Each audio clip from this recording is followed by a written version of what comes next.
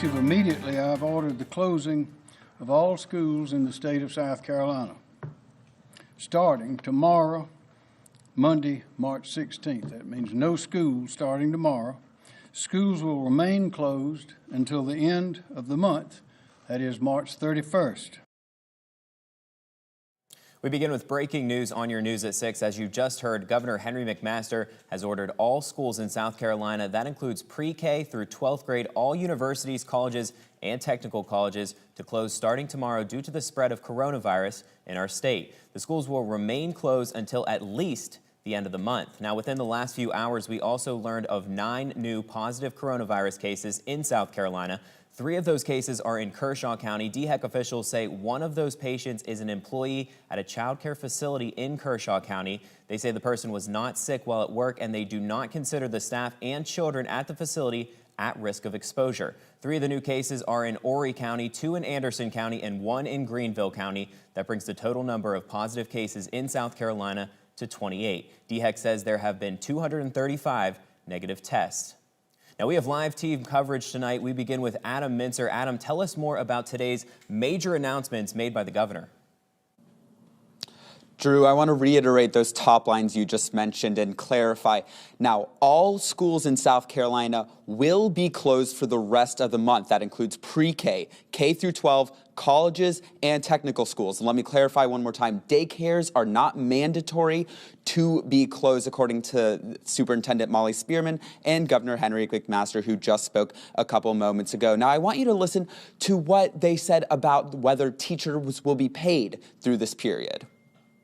Teachers are going to be paid. Employees are going to be paid. We'll be working with them. Again, the question of how the school year is going to run, if we make up days, that's just, we will meet that, and we will be very generous and liberal in answering those needs when they come up. But right now, we just need to really see how long this is going to last.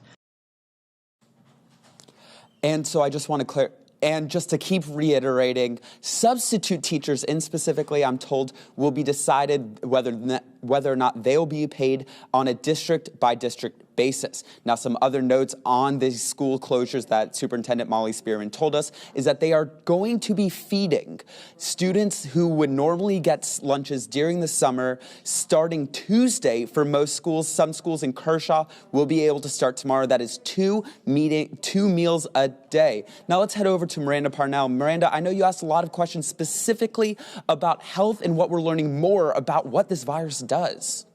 That's right, Adam. The governor is still urging people to just use common sense. He's asking people to continue not gathering if they can, practicing social distancing. And if you believe that you may have come in contact with someone who has the virus, or you're feeling feverish yourself, self-quarantine and try to make sure that you're reaching out to the appropriate authorities if more testing needs to be done. Now, speaking of testing, the governor says we have no shortage of tests here in South Carolina, and he says that more supplies are on the way. We did ask Dr. Linda Bell for the conditions of the current patients right now who have tested positive. At a previous press conference, she told us that they were all in good, stable condition. Today, she told us that they couldn't actually follow up with the patients. Take a listen to what she had to say.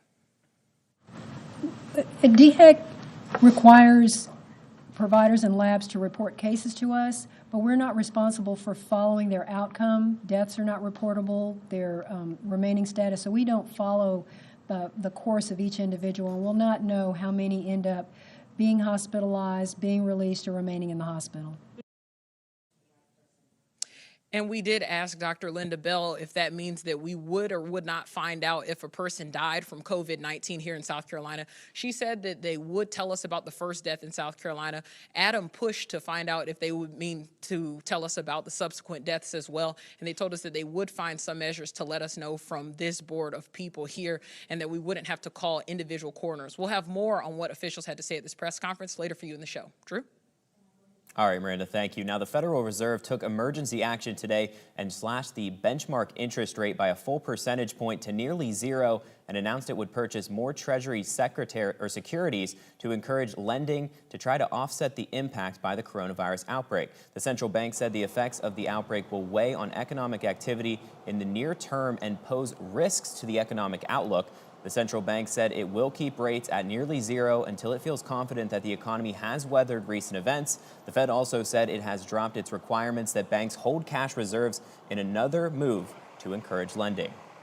And looking across the country today, the United States has more than 3,200 positive cases of the coronavirus. At least 21 patients have recovered, and the death toll has now climbed to 61. Community spread is a term that we're hearing a lot when it comes to COVID-19, so let's try to explain that a little bit. The Centers for Disease Control and Prevention says community spread means people have been infected by the virus in a specific area, including some who are not sure where or how they became infected. So what are the symptoms that you should be on the lookout for, and how are they different from one another more common diseases? Well, check out this helpful list. A fever is a symptom of COVID-19, the flu, and common allergies. A cough is also a symptom of all three. A sore throat is the most common with the flu, and shortness of breath is not found in the common flu. That's just a symptom of the coronavirus and allergies. Everything else, headaches, runny nose, itchy eyes, fatigue, and vomiting, are only usually symptoms of the flu, allergies, or both.